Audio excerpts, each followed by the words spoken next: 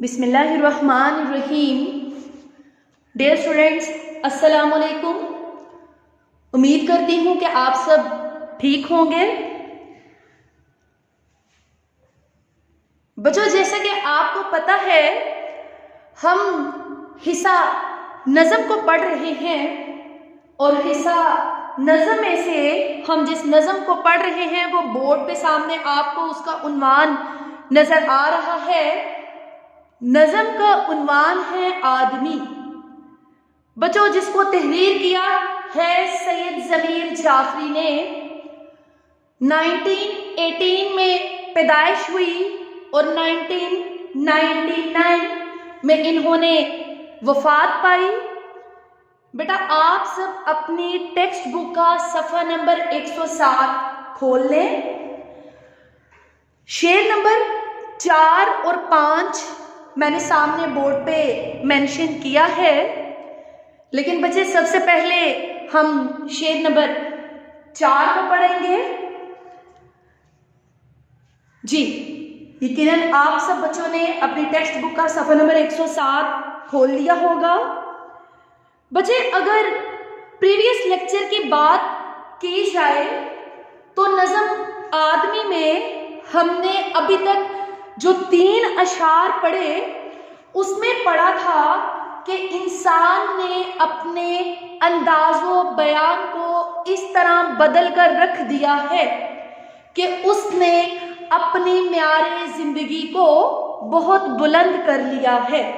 कि आज के इंसान की जो प्योरिटी है वो बेटा मालो ज़र है, वो गाड़ी बंगला है, लेकिन किसी के जज्बात और एहसासात की तर्जुमानी बिल्कुल भी नहीं।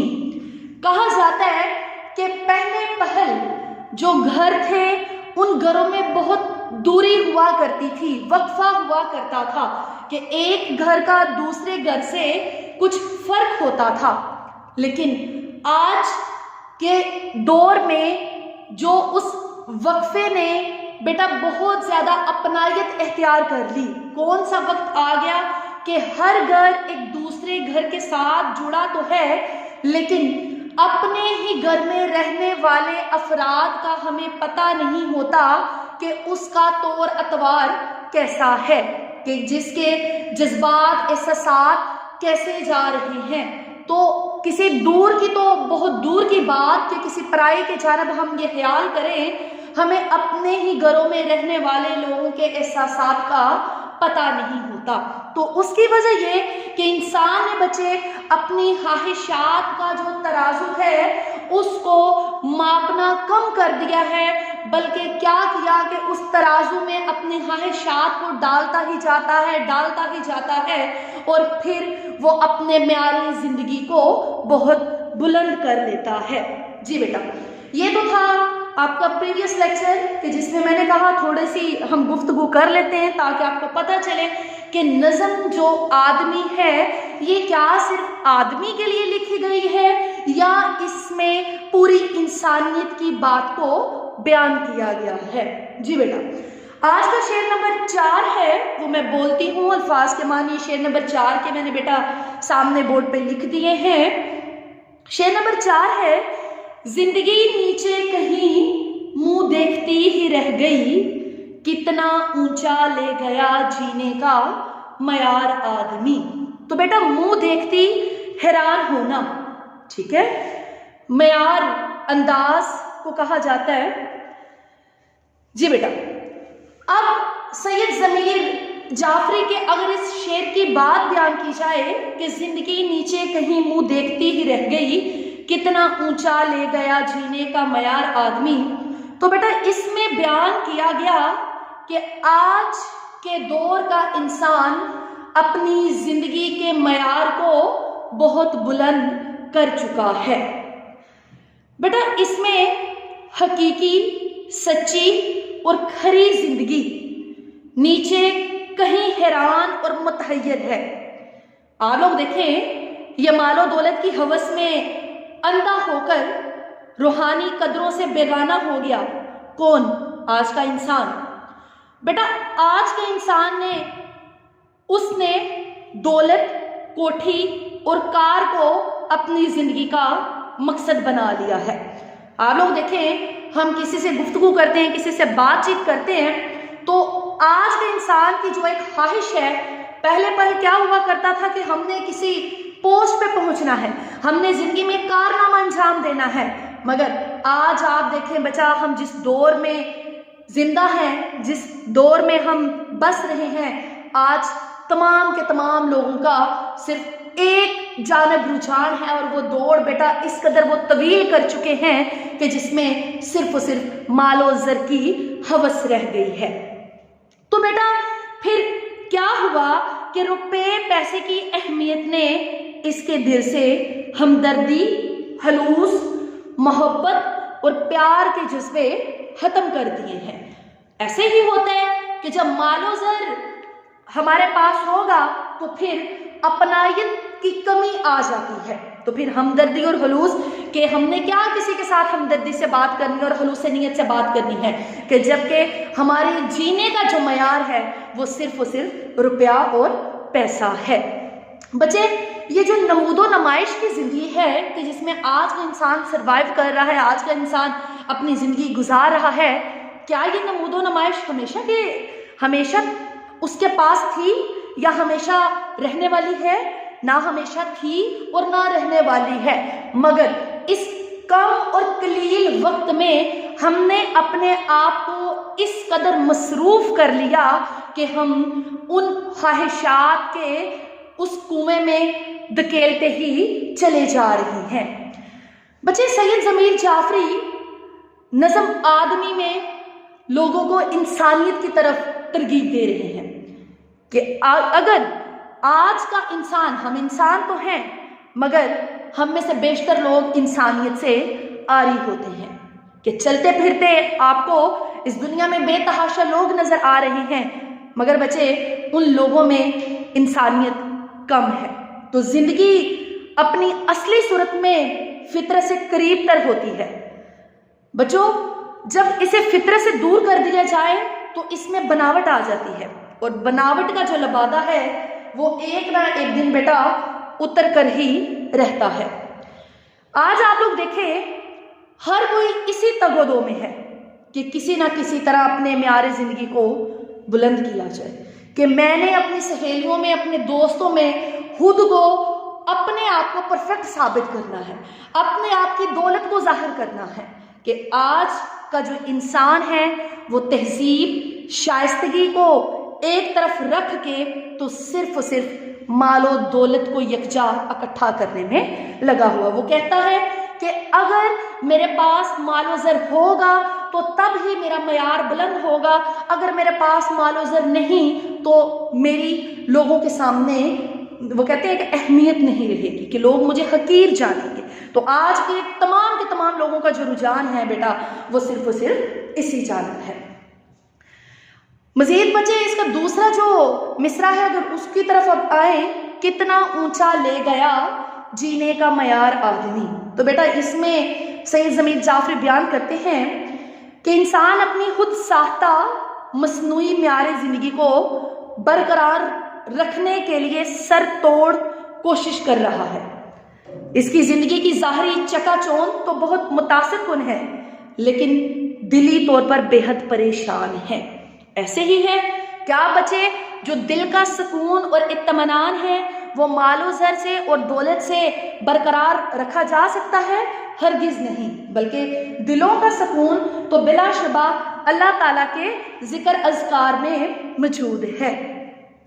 तो हकीकत ये हुई ना कि जब लोग अपना म्यार ज़िंदगी, दुनियावी आरामो आसाइश, घर, कार, बैंक बैलेंस को ठहरा लें तो इंसानी कदरें पामाल होती हैं और तबकाती कशमकश और ऊंच नीच जन्म ले लेती है, कि जिसमें सबसे पहले इंसान अपने आप से दूरी इख्तियार करता है, कि ना कि अपने अजीज़ों कारब, रिश्तेदारों, दोस्त, अहबाब, वो तो एक बाद का मरहला है, कि इन तमाम चीज़ों के आ जाने से इंसान सबसे पहले बच्चे जिस चीज़ को खोता है वो उसका अपना मयार होता है, वो उसकी अपनी अंदरूनी हालतें होती हैं। तो ये शेर जिंदगी नीचे कहीं मुंह देखती ही रह गई, कितना ऊंचा ले गया जीने का मयार आदमी। कि जिंदगी खुद हैरान है कि आज के इंसान ने अपने म्यारे जिंदगी को किस कदर बुलंद करके रख दिया है। जी बेटा, अब शेर नंबर 5 की तरफ चलते हैं। अपनी किताब के सफा नंबर 107 पे देखें बेटा। ये वाले अल्फाज मैं मिटा देती हूँ।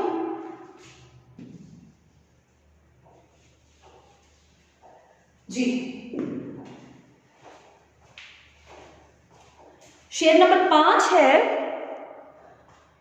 उम्र पर सहरा नवर्दी की मगर शादी न की।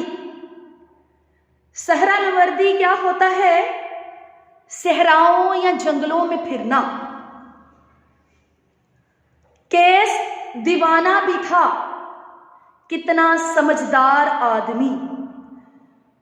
दीवाना आशिक को कहा गया बेटा, सुदाई को कहा गया। समझदार कहा जाता है अक्लमंद को, समझ बूझ रखने वाले को। बेटा अगर इस शेर की बात बयान की जाए, दोबारा से पढ़ती हूँ। उम्र पर सहरा नवर्दी की मगर शादी न की, कैस दीवाना भी था, कितना समझदार आदमी। तो बच्चे इसमें सैयद ज़मीर जाफरी ने किस हवाले से बात बयान की? वो कहते हैं कि आज का इंसान अपने दिल में जज्बात और एहसासात तो रखता है मगर जिम्मेदारियों से दूर भागता है।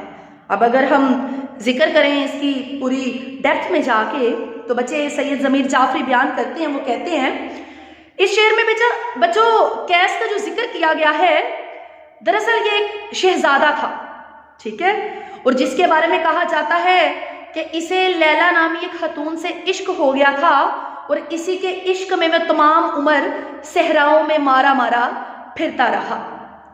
अब बच्चे सैयद ज़मीर जाफरी ने उस बात से एक मज़ाहिया उनसर निकाला है, ठीक है, उस पर तंज किया है कि यह हकीकत के करीब नहीं है। शायर का कहना है कि कैस ने दीवानेपन का ड्रामा किया था, ठीक है। दरअसल इसकी दीवानगी में भी इसकी अक्लमंदी पोशीदा थी कि शायर के नज़दीक ये एक तंज है। क्या बेटा तंज है कि उसने क्या किया कि बदले में जिम्मेदारियों का बोझ अपने सर पे डालने की बजाय सहरा नवर्दी इख्तियार कर ली कि आज का जो नौजवान है वो दुनिया की रंगारंगी को तो देखता है, उसको महसूस करता है, मगर अगर उस पे उनकी जिम्मेदारी डाली जाए तो बच्चे वो उनसे कोसों दूर भागता है।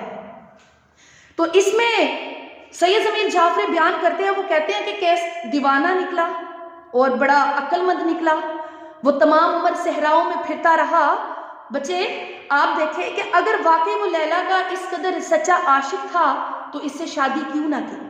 शायर के ख्याल में बेटा कैस शादी की झंझटों और बखेड़ों से आज़ाद रहना चाहता था और शादी के बाद सर पर पड़ने वाली जिम्मेदारियों से बखूबी आगाह था।